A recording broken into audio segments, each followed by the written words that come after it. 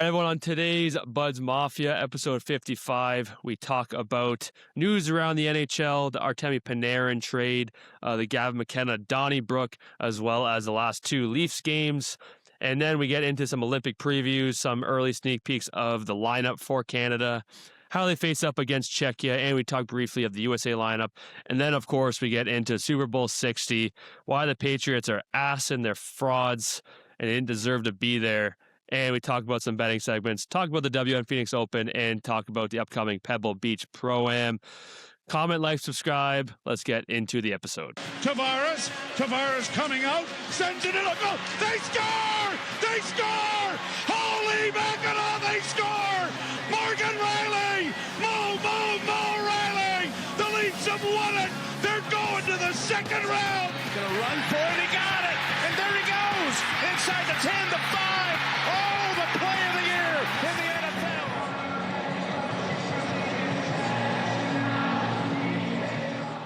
NFL! Welcome back, everyone, to episode 55 of the Buds Mafia podcast. Nice Monday night. Basically, everything that we wanted to happen this weekend happened. Dating back to the awards, Drake May not winning, that was huge for me. Did not want to see that happen. Seems like a great guy. Did not want to see that happen. And then the absolute perfect result to all, I guess, football fans last night. I know you could say it was a boring game or just an absolute just shitter of a game. It couldn't have ended up better for me. I loved every second of it. I couldn't have cared less what happened. Yeah, that's what we like to see. And I had friends saying, "Oh, this game's so boring. Like, this game sucks." Like, I don't care. I gotta see the Patriots get the shit kicked out of them and just play like shit. And it was unbelievable. And all the media now is hilarious. Like, I don't listen to part of my take this afternoon, and it was this morning, and it was hilarious. They just tortured Hank for 2 hours, and he didn't really have much else to say. That's good. But yeah. How was your weekend, man? I kind of stayed in, didn't really do too much. Watched Super Bowl with the fam. How about you? Yeah, I didn't. I worked, so I got off on Friday at 11:15. I was back in Saturday, and then I took Miss Millie over to see the grandparents, Taylor's mom and dad, and then Sunday we went over. We watched the Super Bowl over there. Nice. Millie had a sleepover with the grandparents, and and then I got up early to go to work because we had our wedding tasting tonight. We just got back from. There we go. So yeah, I'm ready to talk sports. Quick little drafter dump. Ready, dude. Not to get political, but I'm gonna dump Jake Paul just because he's a fucking moron. You can say what you want about the halftime show. Like, I mean, people who don't realize Puerto Rico is part of America, first off, so Jake Paul is kind of a moron for that. Plus, he also moved to Puerto Rico to get away from the taxes of the state, so it's kind of hilarious. But yeah, I'm dumping him because he's just a fucking idiot. But also, to be fair, the halftime show, I thought the production was really cool. I thought, like, afterwards, hearing about like how it's supposed to be the story of the origin of Puerto Rico and history, I thought that was really cool. I just wish I could have know what he was saying most of the time because none of it was English. In all fairness, he did say on SNL he has 6 months to learn Spanish before I perform. Let me tell you, I didn't learn. Dude, I had to I had to turn into the All America one, like the Turning Point or whatever, the Erica Kirk one. I had to see what it was. I turned it on. It was just Kid Rock just on his own on his stage with fireworks. And then I saw a video of it panning around and no one was there. It's kind of funny. Let me tell you, I've seen Kid Rock live in concert. Kid Rock Super Bowl halftime show would go hard. Yeah. But yeah, dumping Jake Paul is kind of a fucking moron. And I don't know if you look on Twitter, he backtracked basically everything he said. So that guy's a fucking idiot. Yeah, well, you know, whatever. I'm drafting having a dog. You've always had dogs, and you've always wanted a dog with Taylor, and Millie's a cute old dog. Dude, she slept over at Mark and Kate's last night, and we got in the car to go home, and I was just like, God, this sucks. I like got home, her little water bowl was on the ground. I was, God damn it. Good dog. I miss my fucking dog, dude. It's like, it's so nice because I'm on afternoon, so I literally just spend the whole morning with her, and it's It's so fun. She is a little bit of a terrorizer, but she's not horrible. Yeah. She sleeps through the night, which is great. I was running off not a lot of sleep last week because she gets up at 6:45 in the morning, and I get home at 1:30 in the morning. So I was running off about 4 or 5 hours sleep last week. But He's waking up early with her and just watching some Olympics. Have you been dialed into that? Yeah, Women's I've been hockey dialed picked up just now? into. Actually, I have a quick Okay. draft / dump. It's a bit of both. I don't know if you saw Lindsey Vonn. So she's a skier. She's obviously probably one of the best American female skiers ever. Came back from, I think, 5 or 6 years off skiing. This year, I believe, won a medal in a World Cup event, which is insane. They had a race last weekend, not this past weekend, but the weekend before, in Montana, Switzerland. And the course was insane. They're going like 130 kilometers an hour down this pitches, and she crashed into her ACL.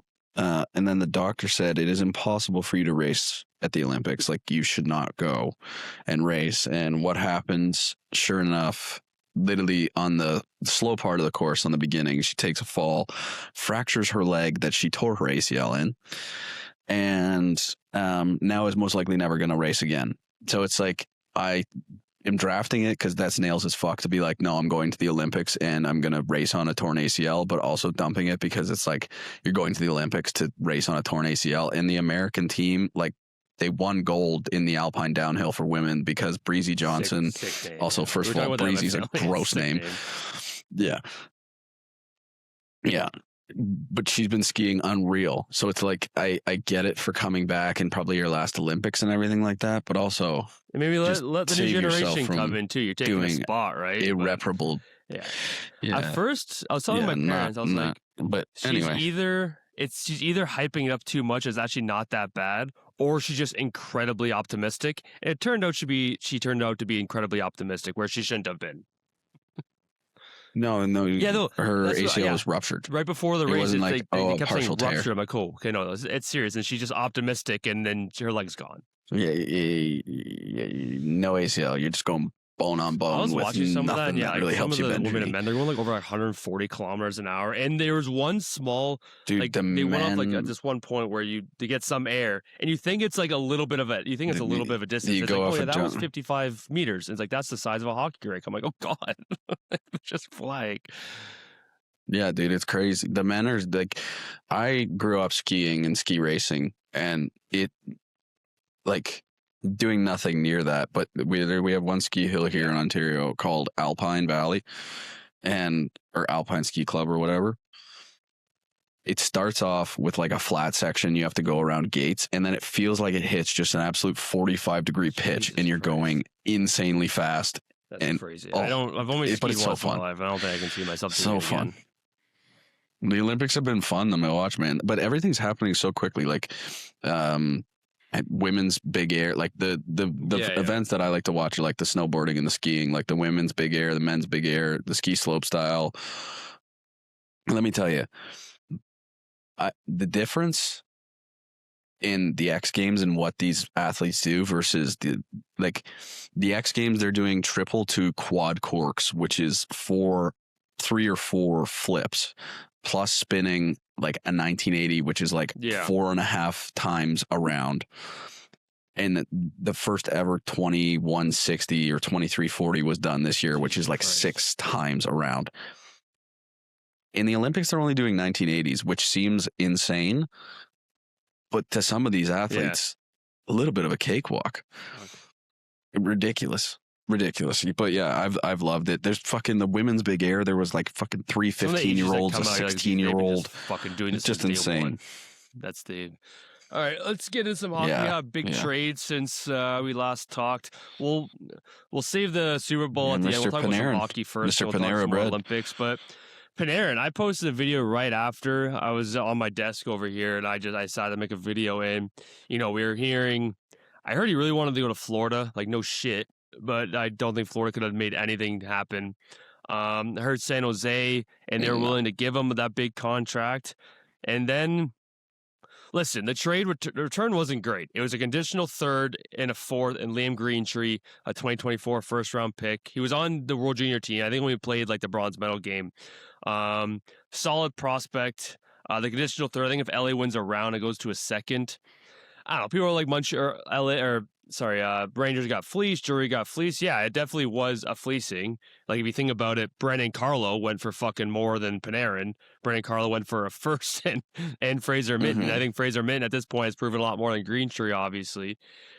But that's the whole thing of the no move clause. If he says I'm only going to LA, what the fuck else are you gonna do? You're gonna let him walk for nothing. So people like Washington had a big offer. Obviously, apparently Seattle offered 4 years at like $14 million AAV, which you have to assume Shane Wright was in that deal.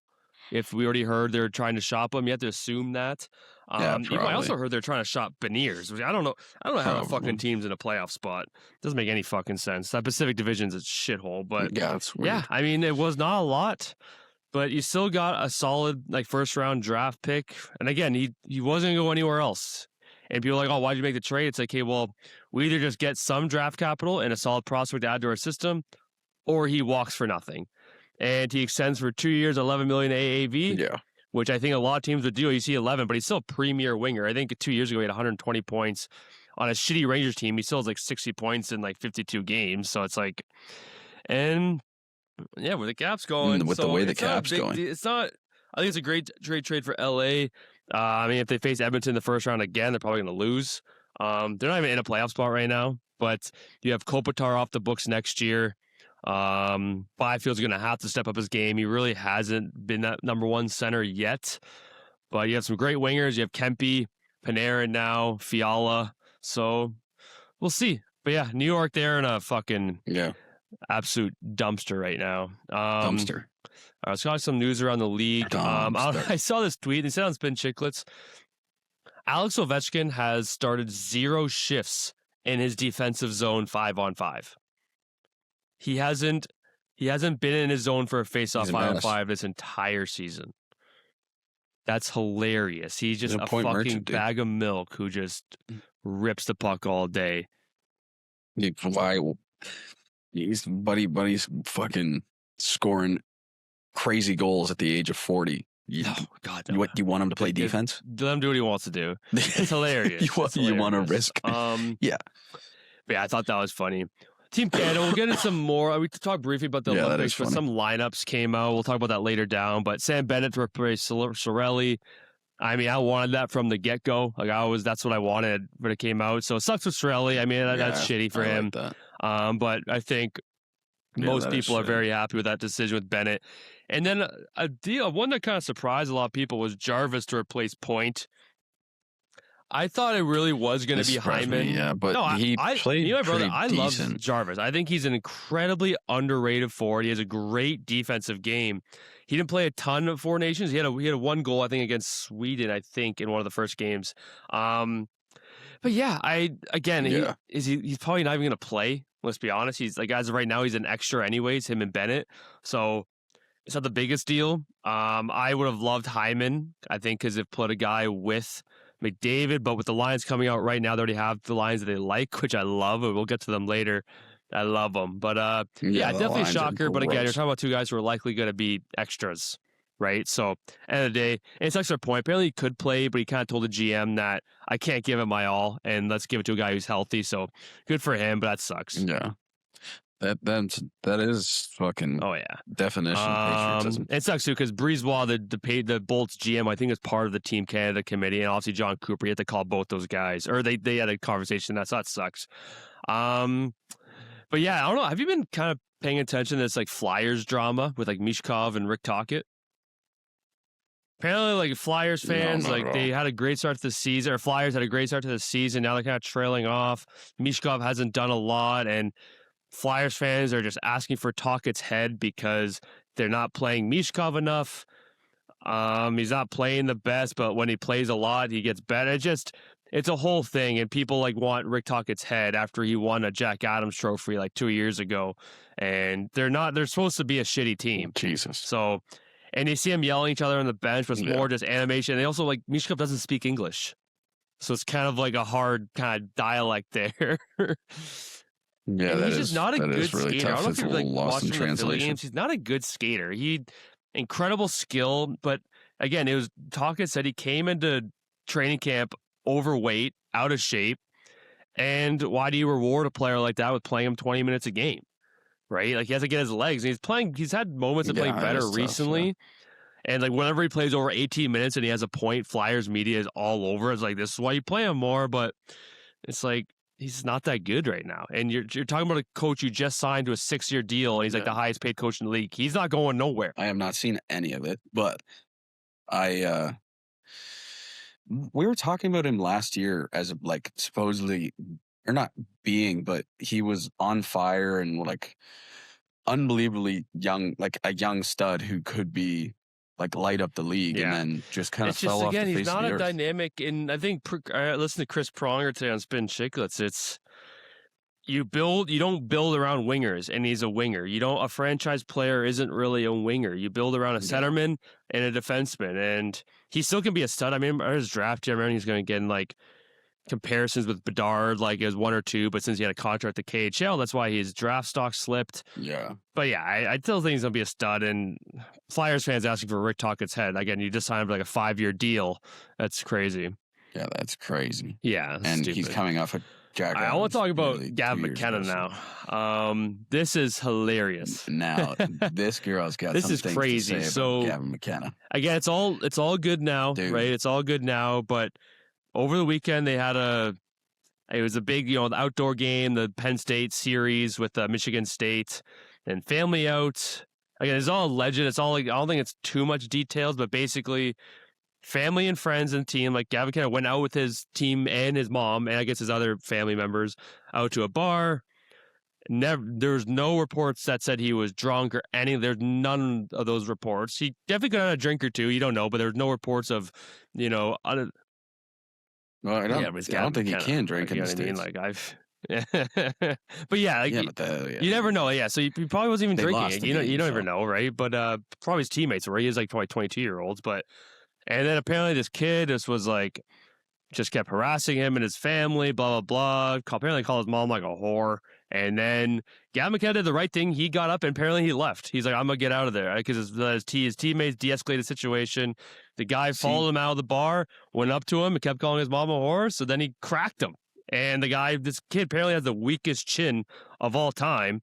And the kid's jaw broke in 3 places, and he had to get corrective surgery on his jaw.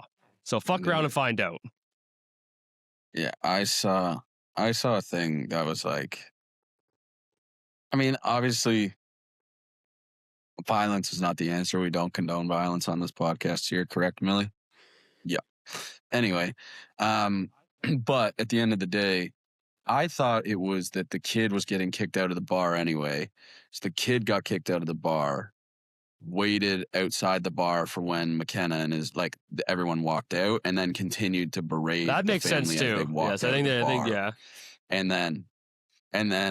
And then when he kept going, McKenna hit him with a quick 3-piece combo and broke his jaw in 3 places, which was insane. I saw a funny video or an AI picture of McKenna's face on Sean O'Malley's body, and it was like, if the NFL or NHL doesn't work out, the UFC is always an option. Again, I don't think he walked up to the kid and punched him. I think the kid was getting close, and he's like, if you keep, I think, and so he was he's charged with close. like a felony aggravated assault and all that. But literally 2 days later, like, if they saw the video and it was dropped that many days later, that quick, it was clearly the other kid's fault. Again, can't just try, do your best. Trust me, if I know both of our shoes, someone said that to our parents, it'd be hard to do the same. Yeah, it'd be on site. But try to do your best. And seemed like he did, but then he obviously gave him a little 2-piece. And you don't fuck with a guy from Yukon, Whitehorse, Yukon. And I honestly think his draft stock, just call me crazy, I tweeted this. I think his draft stock goes up. I think it legit goes up. I'm not even kidding.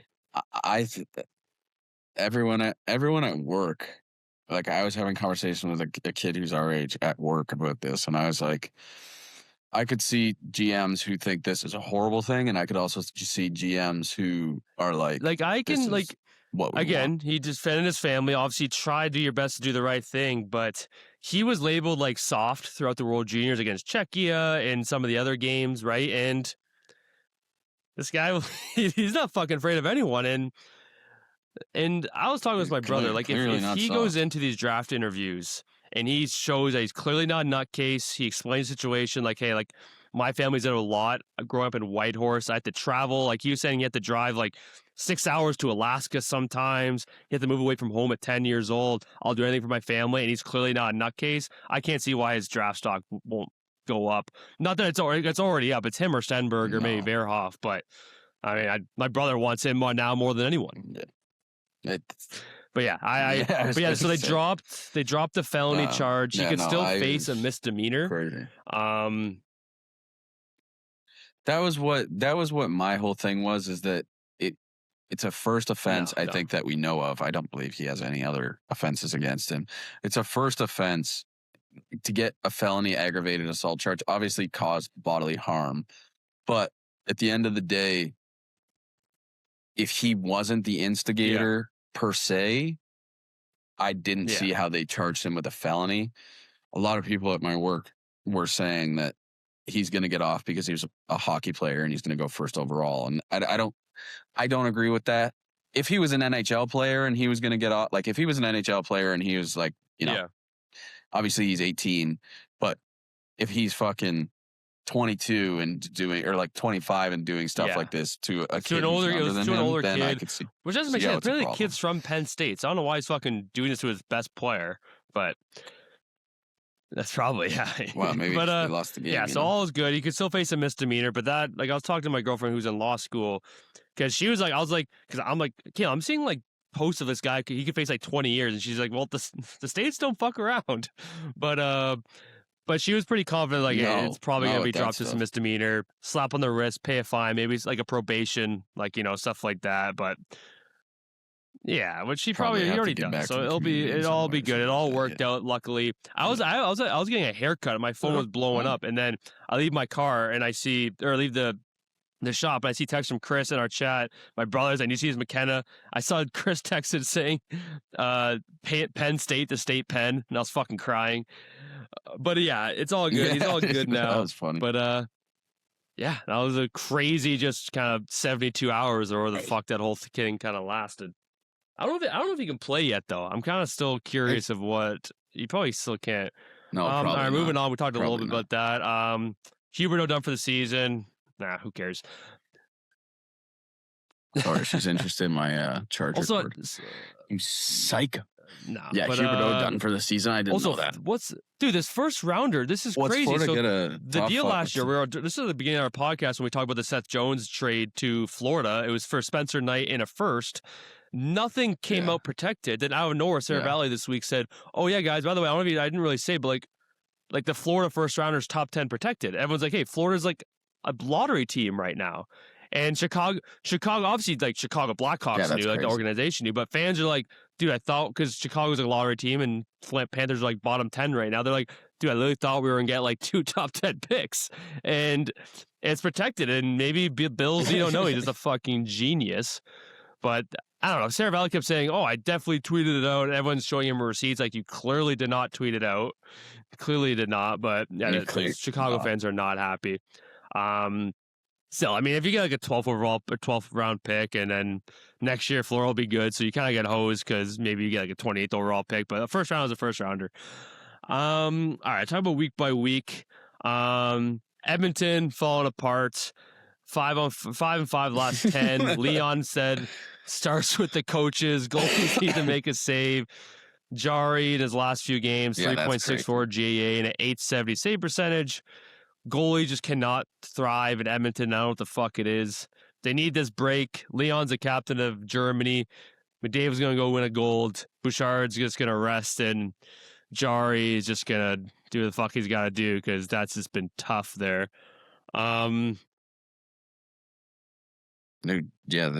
Anyone between, I said it last podcast, anyone between the pipes in Edmonton is fucking just Stuart Skinner. All right. That's JT Miller might be the worst captain in the league. They asked him what they need to do to kind of get things back on track. Sorry. I'm not trying to be up all night. Oh. She's trying to fucking chug water like me shotgunning a beer on a Miller Saturday. Recently, a reporter asked him, like, what do you guys need to turn around this back half of the season? He's like, I don't know.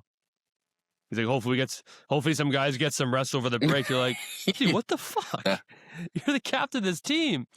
And like, I understand you're last. And I understand you're last, and it's the words are kind of hard to come by, but it's just like, don't just say, I don't know. Like, what the fuck? Just say, like, well, you can say, like, I don't know. Like, it's been a tough ride. I'm not going to lie to you. Like, things aren't going our way. The effort's not there. He leaves it, I don't know. Hopefully we can figure it out over the break. It's like, what? The fuck's wrong with you? Yeah. You're going to figure it out over the break when some of your team is in fucking Milan. Including him. Cortina or whatever. Fucking. But yeah. Yeah, including him. Yeah, we'll figure it out. I'm going to go play with a winning team that's built of superstars. Yeah, and Jeff Merrick posted this on Twitter saying that Vancouver trade with JT Miller could end up being one of the worst trades in NHL history because it literally benefited neither of the teams. Obviously, Vancouver got a first rounder, like Coots, who played for Team Canada juniors, but Vancouver's last in the NHL and last in the West, obviously, and New York's last in the East. So literally didn't benefit either side. Yeah. So it's literally the opposite of the Stafford fucking. We talked about it earlier. Florida done. I think it's best. Like you see videos of Barkov skating. Like I don't think you got to rush that at all. It's great that he's skating. I think there are a few points out of it, but how good the Atlantic is, I just feel like Florida healthy next year is so scary, and they got all their guys signed an 8-year deal, 6-year deals with Marchand. You have Bobrovsky off the books next year. Obviously, they probably want to bring him back, but he's not going to be making that $11 million contract. So either bring him back on a team-friendly deal. He's already made like $100 million, Bobrovsky. So bring him back on a team-friendly deal. You finally have cap space, Barkov healthy. Like that top nine is disgusting. He's one of the best decors in the league. Obviously, these hockey players, it's not built in their DNA to tank, but yeah, fuck it. Why not just don't rush Barkov? Kachuk, maybe wind it down if he's not healthy and get a top 5 pick, and then you're back to the finals next year. Did you see? Oh, we're gonna get into the Olympic lines. Talk about America. Talk about Columbus recently again. 20 goals for Renski. He's my Norris favorite at this point in time. 7-game win streak. Chikrin, 21 goals for Washington. People wanted him on Team Canada. That's insane. Ottawa, that's crazy. Ottawa traded him for a third-round pick and Nick Jensen. So that's not good. Yeah. And then I want to talk about Tampa before we wrap it up and talk about the last 2 Leaf games. They're insane. And 5 wins in a row, 8-1-1 in the last 10. Kucherov has 22 points his last 9. I broke down some of his last few seasons. So 120 points. 2 years ago, 144 points, 100 assists, 113 points, 69 points in 47 games, giggity. Didn't play, but he led the playoffs in scoring that whole season he didn't play. 85 points in 68 games, then 120 points, 100 points. And right now, he has like 92 points, like 4 points behind McDavid.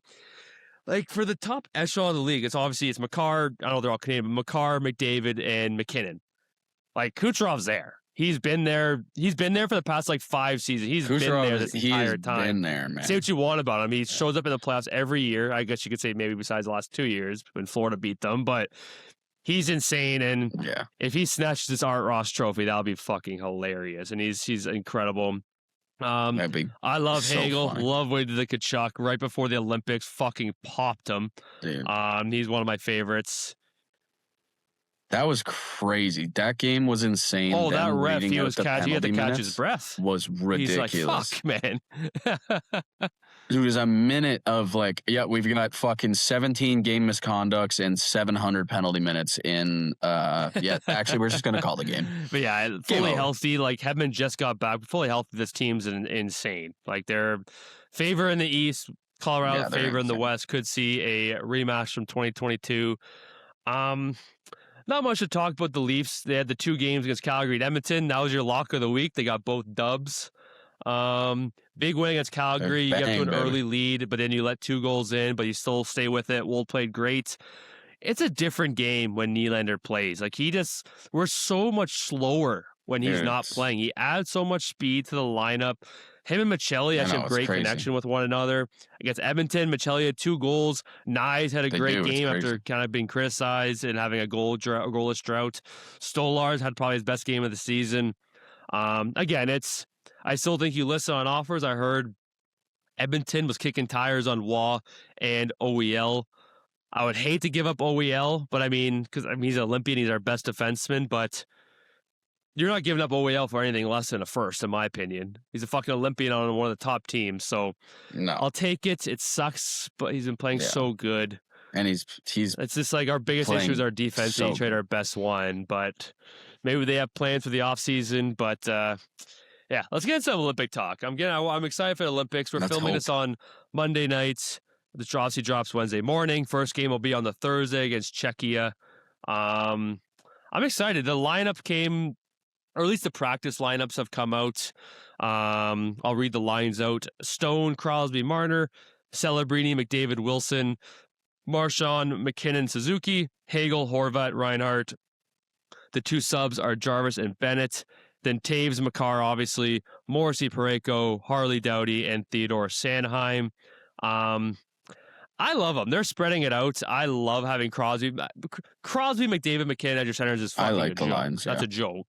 And That's people weren't insane. a fan of it. I love Celebrini, McDavid, Wilson. I love that. Celebrini has proven he's one of the best players in the NHL already.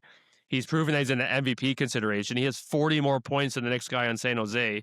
And dude, Wilson can skate. He had 30 goals last year. He's a point per game player right now. I think he's on pace for just under 40 goals. Put him with Wilson can skate. I know McDavid was a different level of skating, but I don't know, man. Do what Hyman does. Get to that far post. Wilson's a better skater than Hyman. Get to that far post, and those fucking guys are going to find you. And also, I know international hockey is a little bit different with the rules, but if someone touches those 2 guys, Wilson's remembering you.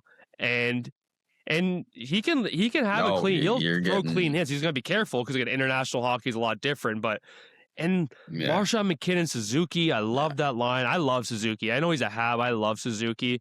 That's a shutdown, but also McKinnon, one of the best players in the world.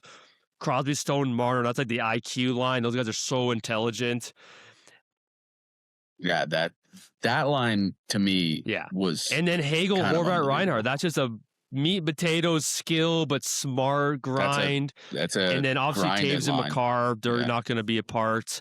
I like Morrissey, Parayko. Parayko's had a tough year, but the Blues have just had a tough year in general. They have Harley, Doughty labeled as a third pair. I feel like Theodore Sanheim's probably that third pair. I can't see Doughty playing many games, maybe against France to get him in there. But I love these lineups. I love these lineups. He played great when he came in. Harley he played really good. I really like it too. But it was Matthews with Gensel and Boldy, and then Eichel and the Kachucks. Yeah, no, they ran that at the Four Nations. Yeah. Eichel and the Kachucks. Yeah, it's a good line. I think they tried at the Four Nations. They couldn't really find a pairing with Matthews. I know they tried Matthews with Jack Hughes. Didn't really go too well. The defense pairings. No, it didn't work out. With Matthews, I feel like you have to have someone who, speed needs to match his skill. And that's why Marner was so disher. good. Like the speed needs to match. Yeah, you gotta have someone. Boldy's who can a sniper. I love slot. Boldy. Gensel's kind of a Swiss Army knife. Can do a lot. The defensive pairings kind of caught me off guard. Obviously, Slave and Faber. I know people were like, "Oh, Hughes and Faber" because they played so well already in Minnesota. But at Four Nations, Slavin and Faber, that pairing, you weren't getting a lick off those guys. So I don't mind them keeping that together. Right now, it's God damn, dude. I'm not gonna lie. This it's Werenski and Sanderson, then Hughes and McAvoy. It's huge to have them have Hughes because they didn't have him last year. But yeah, they definitely have us in defense. I love our forwards way more than theirs, and I don't know. I could learn to bite these words. I don't like talking too much shit beforehand, but I'll say this. I'm definitely more confident going into the Olympics than I was going into Four Nations. Four Nations, I was nervous. I'm so no. I'm trust Four me. I'm Nations, so I was very nervous. I'm nervous for this though, because Yeah. I feel like the competition for this with having Germany, like I don't know, Czechia, Draisaitl, Finland, Seider, Stutzla. like obviously Finland was Germany is kind of that's kind of Seider's gross. been unreal. Stutzla's been playing Draisaitl, unreal like, recently. So that's what Pronger was saying today. It's like, guys, it's not just Canada, USA. Look at Sweden. Look at their forwards. Look at their defensemen. no, Hedman, Carlson, Dahlin, like Gustav Forsling, like Rasmus Anderson. Like their defense is arguably one of the best. I think USA is still the best. And yeah, Czechia, like they've shown in tournaments, like Pasternak's unbelievable. They lost Zaka, which sucks for them. And you know what? Even like Switzerland, like you have Yossi, you have some of the other guys who play in the NHL. You never know. And yeah, like Germany, like Slovakia has some NHLers. Like it's Finland. Obviously, they're missing Barkov, which is terrible for them. But you never know. Like every team has a chance. I like our pool. Just gotta get by Czechia on Thursday. Our kryptonite. Czechia is like fucking the I know they're scary. monster that sleeps in your Finland, closet. Slovakia will be the first good game. Italy, Sweden open it up too. We'll see how they do. But I'm pumped, man. Gotta I'm love pumped. it. Dude, the Italians have been fucking I was watching the women's speed Olympics, skating, and we got our first bronze medal. I forget her name. I think it was Vinny Malte, maybe Vincent Malte. This woman, I can't remember, but Italian, she won, and like the crowd erupted, and they've been doing so good. You gotta feel like whoever's hosting. Yeah, we just got another bronze from an Ontario girl. The girl from Ontario, fucking Megan Oldham. Yeah, I don't really know what we're supposed to do good, and I know I was watching some mixed curling who they completely got killed. Yeah, but we got destroyed. I know. Dude, we started 3-0 and then I'm lost pretty 5 confident straight. that our team curling should wipe the floor. Like our men's and our women's team should do really good. Yeah, I don't know. I don't watch curling, but in the Olympics, I kind of like looking at the strategy. I think it's kind of interesting. It is very interesting. It's a very strategic. All right, sport. let's get to some NFL. All right, dude, what do stop you think? digging at the fucking Kev. Yeah, let's do it. Do you- Millie fucking wants the Was there NFL, any? man. We Dude, can if I briefly could go show over you the her right awards. now- Was there anything that surprised you? Everything kind of makes sense. The fact that Justin Herbert got a first place vote and he wasn't even a Hilarious. fucking finalist for the MVP is wild. Yeah. There's no real surprises. No, I thought Coach of the Year might have gone Ben Johnson, but I think what Vrabel did this year was worthy of it. Schlesinger, I thought, was it. I thought the Protector of the Year award, since Deion Dawkins kind of laid the groundwork. I love Joe Tooney, though. He's an amazing offensive lineman. So, yeah.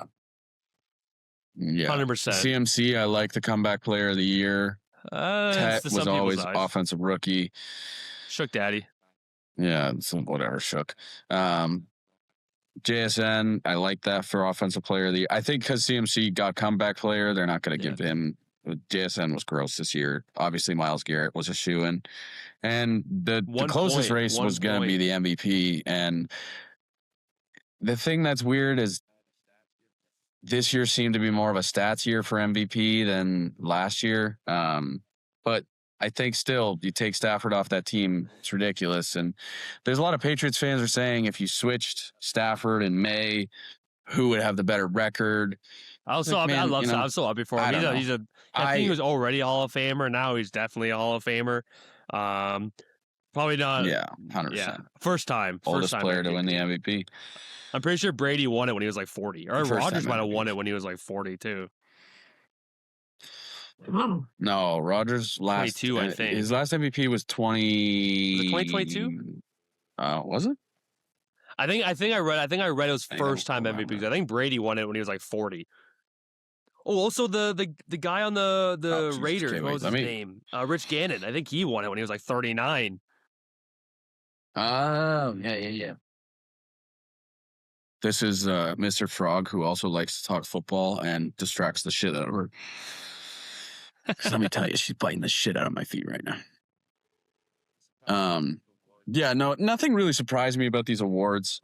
The Hall of Fame, I really loved, like the inductees for this year. I thought they were great. Yeah, other than that, the only thing that's kind of fucking crazy recently is just the snubs for so Bill Belichick. That's wild. I get it with the Spygate and whatever you want to say, the Deflategate and shit like that, but you can't deny probably arguably Dude, I one looked of it the up, greatest and dynasties in football. So Belichick has 8 Super Bowls because he won 2 with the Giants and then 6 with the Patriots. The rest of the head coaches in the Hall of Fame have like 20 something. He has 8. He already has like a third of what's in the Hall of Fame already. It's crazy. And I was looking up I saw a tweet. I'm trying to find it. It was what Luke Kuechly each year. Like, yeah, here's Luke Kuechly's career. I love Luke Kuechly. He's an absolute menace. I know you love him. I know you love them. Dude, he was the reason why I wanted to play. 2012, Defensive Rookie of the Year. 2013, Defensive Player of the Year, second year. Then 2014, first team. 2015, first team. 2016, second team. 2017 and 18, first team. Then last year, 2019, second team All-Pro. That was his short career. That's insane. He was one of the smartest linebackers to ever play. Yep. My favorite video is him going over film, and he's got an Xbox controller and he's rewinding plays and he's going over film. But yeah, him, Drew Brees, Luke Kuechly, Vinatieri, Larry Fitz. I'm not sure who Roger Craig is, but I'm sure he's a legend. I don't know. I put in this kind of quote from defensive coordinator Leonard, because I think it's kind of what you've mentioned, what the Bills got to do. We're going to be an attacking defense up front, and in the back end, we're going to attack the football. We're going to be aggressive and fly around. We're going to force them to react to us. I don't like to counterpunch. I don't know. I thought it was nice to hear. I think you kind of mentioned that last week. That's kind of what the Bills' identity has to change on the defense. So I thought I mentioned that. That is. Yeah. Well, it's what they need to do. Okay. Brother, bite the couch. Let's stop biting the fucking couch. Dude, she is going. You want? You ready to talk about Super Bowl 60? We'll do it. Yeah, I was born ready for this. Let me this for people. I even said it was boring because the first half was just ridiculous. Like, I came out and I was like, oh my God, Seattle's going to absolutely murder them. And then there was nothing. Like, the Patriots defense, give them credit. They're just on the field too long. Like, the Patriots couldn't sustain a goddamn drive to save their life. And I think they said it best. Like, Drake Maye just, the moment was too big for him. And Sam Darnold did what he needed to do. They didn't turn the ball over once all playoffs. I think it's the first time a team's ever done that. And I think that the drive where they had the Matt Collins touchdown, I think that was the first time that they reached the other team's 40 all game. Yeah, no, it was. I don't know. Vrabel, I think you could even tell. Holy fuck. Vrabel, I think you could even tell after the first half was like, my quarterback is not. He's in over his head. And that's just not to say that there's going to be narratives that come out of this that Drake Maye is, not going to succeed in the NFL and he might never get back to the Super Bowl and stuff like that. He's going to be good.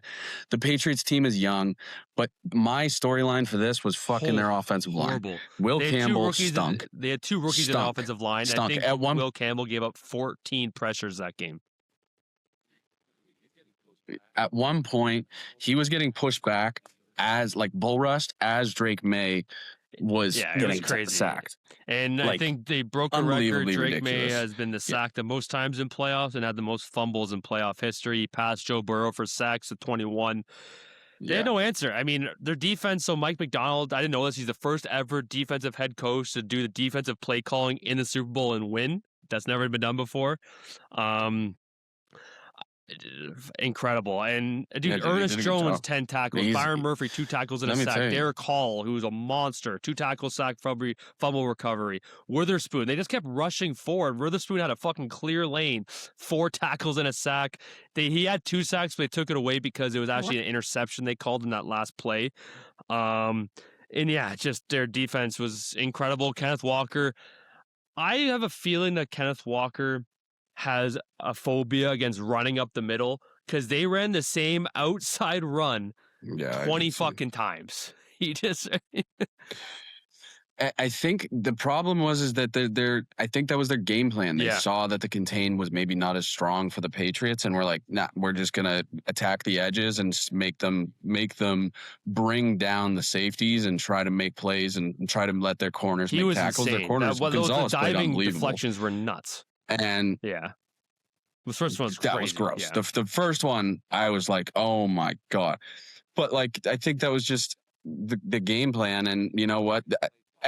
Everyone kept saying, oh, the Patriots played top 5 defenses. They played all these hard defenses. And it's like, okay, yeah, they did, but they didn't play an offense who could possibly sustain drives as well.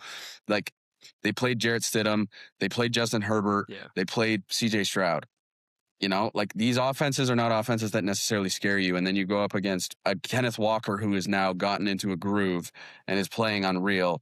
And you're playing against the JSN and, you know, AJ Barner, we talked about him. Like, I didn't see how they overcame what this defense, like this was more, Seattle was a more complete team. And that's not to say that the Patriots can't get back there, but you know, there's a lot to look back on. It's a tough road, and I guess my dream, I want this to happen. The Patriots, you can say all you want about the schedule. They had the easiest schedule in football, even going into the playoffs. And now, again, like how the schedule works is your the higher end teams, you get a harder schedule next year. They're going to get the top teams from each division outside of their own division. And I hope they just fucking lay an egg and win like 5 games. I know it's a lot to ask for. This team's going to learn a lot, but you never know, but we'll see. They got Definitely. some decisions to make, man. Because they can either who did cut absolutely Stephon Diggs fuck all this entire playoffs. Which is my other problem. Like, dude, you're playing a zone defense. Stephon Diggs is obviously unreal against his own defense. How do you not scheme him open for that? And the problem is Drake May had fucking 0 time. I will say that the two, like it was Patriots had nothing, and then Drake May made 2 of the nicest throws I've ever seen. That one throw up the middle and like quadruple coverage to I think it was Hollins, and then the next play it dot to Hollins too. I was like, okay, they might have a groove, and then they had 3 and out. I was like, oh fuck, the Patriots have it, and then that. I don't know what he was thinking on that interception. Even Chris Collinsworth was like, what the hell was he doing? Chris Collinsworth said, I have nothing here. And the guy ran the exact route, and he just wasn't even underthrow. It was directly to him. No, I think it was just a misread. I think he thought he was going to sit in the coverage instead of extend it. Because I think he thought the corner was going to carry the route. A parlay hit. That was a sick parlay we hit, though. Yeah.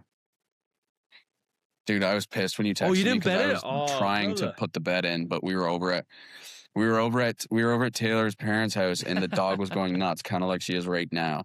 And she was going insane, and I was like getting a little fucking freaked out. I was like, dude, you haven't napped all day. You need to take a fucking nap. And the game started, and I had the bet slip on my account, but no money to place the wager. Dang. And then you texted, and Taylor was like, "Oh my god, you guys won!" And I was like, "God damn it, no!" But it was such a clutch one. I was with my brother. Like, yeah, we won. And obviously, JSN going down helped with the cup bet, but he was finding Cup early because they were probably doubling him, Gonzalez and JSN. Like we said, like Cup had struggled all year, but he's a fucking gamer. Like absolute gamer, and he found his guy. The over was only at 33.5, like cash. He had like 60 or something. Yeah, that's crazy. And then when he found Barner in that little corner route, I was like, here we go. It was like $10 to win like almost like 100 with the profit boost. It was unbelievable. Yeah, that's nice. Dude, Matt texted me. I told him that bet, and he wrote on it, and he was pumped. Dude, he had Barner first touchdown. He won like $200 from like a $5 bet. I know. But yeah, couldn't be happier. Sick for McDonald. Couldn't be happier for Darnold. The guy, post game was hilarious. He's not much of an emotional guy. He didn't really give much emotion. He's like, I don't really cry, but this is unbelievable. And it's like, dude, show some emotion, brother. Like he did. What? And did you hear what he said?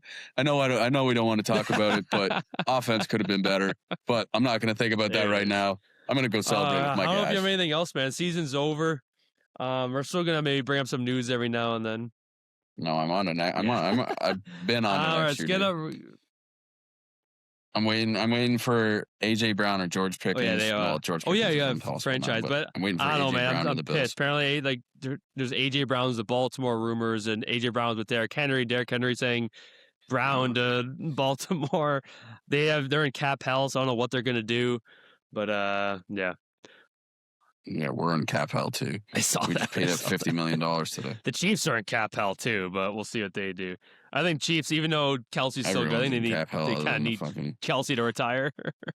I saw AJ Brown to the I know. I saw some radio said, I'm looking at a monster and I'm looking at AJ Brown. I'm like, don't go to the New England. Don't you do that.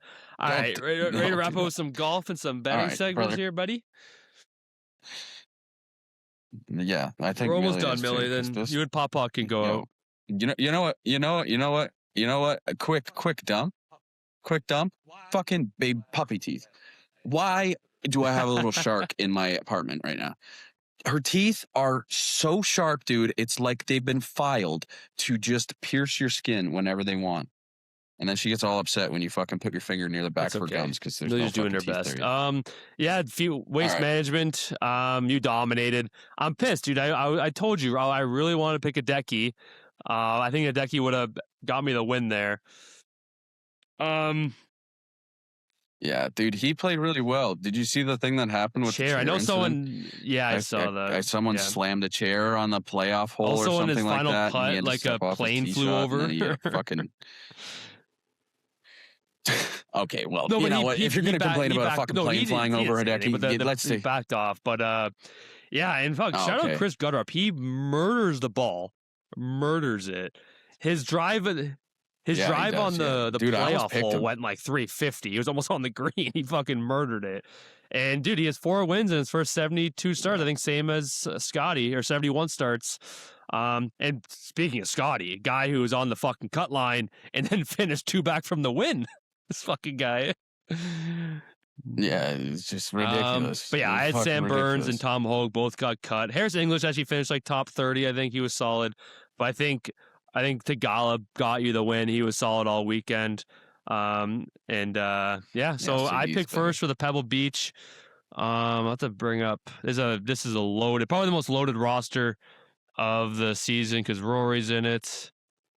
Yeah, well, is this the first signature event? You said it every fucking week. I keep saying every week. I thought Farmers Insurance was. I know. I keep saying it. I think. Yeah. I don't know. This is definitely a signature event, though. Okay, I haven't done a lot of 100%. Research today because I was busy. So this is kind of last 2. I've done a lot of research. Oh, no research. Oh yeah. Well, maybe that's good because you've lost last 2. So.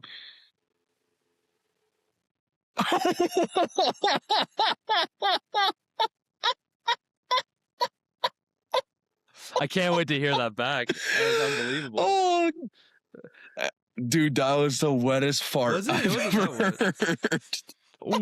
Oh, it sounded so wet. Hey now. Yeah, Millie might be passed out. We can smell it through the earphones. All right.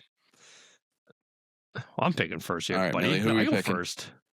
I go first? You went last week. Oh, you go first? Yeah, Why do you go buddy. first? Oh, we switch over. Yeah, okay. Fuck. I need a win. I can't go 0-3. Did you see the list of punishments I had written down? I had no. Some of them are actually kind of fun. Ryan farts. Millie takes a massive dump. I pooped. I don't know. Okay. All right. I'm going to go with the guy who's done really good this season. I'm going to butcher this name. Rio Hisatune. Oh, okay. I think he's been like top 10 in like all the tournaments so far. So I'm going to take him. My Wi-Fi's bad, so you may have to type all this in. All right. I respect it. Okay. I got you. I'm going to just put RM for that one. Rio Misatune.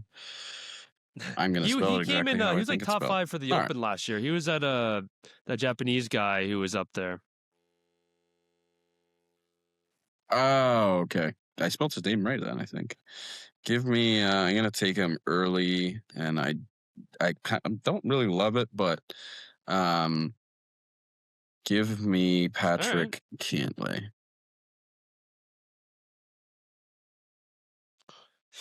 Even though I don't like him. You hate him. The slowest golfer ever. Yeah, I do not like him. Give me the rookie Pearson Coody. He played great this past dude, week. I was going to take him. He's been playing unreal. Playing unreal. All right, give me... You know what? Fuck. Give me Chris Gotterup. Wow. Jackson wants to go 3-0. My last one here. Give me Aaron Rye. Yeah. Aaron Rye? Damn. All right. I respect it. Give me...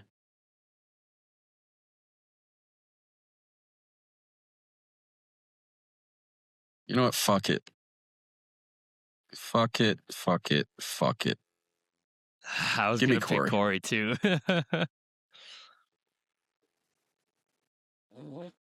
All right. So Ryan for the Pebble Beach Pro-Am this weekend. Ryan's got Rio Misatoon, P.I.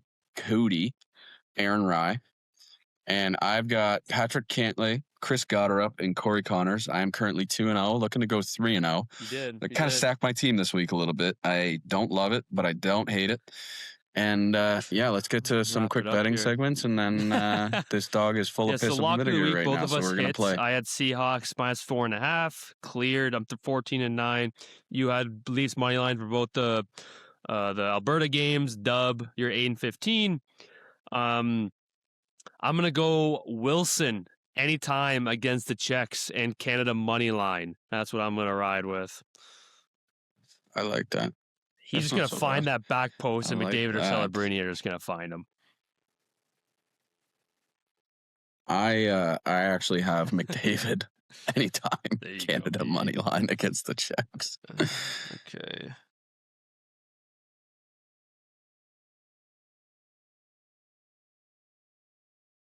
And let me, Bet the Farm, I only have one planned here, but I'm going to go here with Finland money line, Sweden money line, Swiss money line, Canada money line, Germany money line, and USA money line for the first 2 days. It's just basically all the favorites. Only one is Denmark, Germany could be a good game. Maybe Finland, Slovakia, but I like what I'm at there. I like that. I'm going to do straight basketball money line tonight right now. I'm going to go Hornets money line. They're already up 33-29. I'm going to take the Magic over the Bucks. I'm going to take the Bulls over the Nets, the Heat over the Jazz, Timberwolves over the Hawks. I'm going to take the Kings over the Pelicans. I'm going to take the Cavs with James Harden fresh out. I'm going to take the Thunder over the Lakers, the Grizzlies over the Warriors, the Warriors over the Grizzlies, and the Sixers over the Trailblazers. Holy shit, not $20. All right. $5. There you go. $5 pays out $1,000. Go Canada, go. This will be coming out on Wednesday, so Canada will play the next day. Go comment, like, subscribe, follow us all across media channels, X, Instagram, and TikTok. Go Canada, go. Fuck the Patriots. Fuck Drake Maye. Fuck Stephon Diggs. We'll see you guys next time. Tavares coming out, sends it in a goal. They score! Holy mackerel, they score! Morgan Riley! Mo Riley! The Leafs have won it! They're going to the second round! Gonna run for it, he got it! And there he goes! Inside the 10, the 5!